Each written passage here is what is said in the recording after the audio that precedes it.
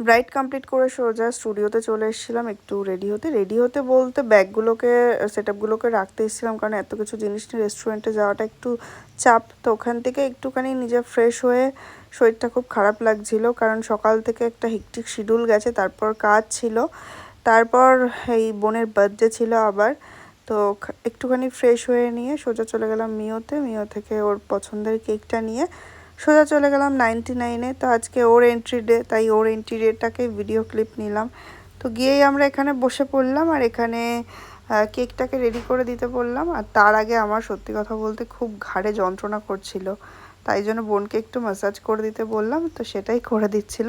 তো কেকটাকে রেডি করে দিল এর মধ্যে, আর কেকটা কেটে নিক চলো।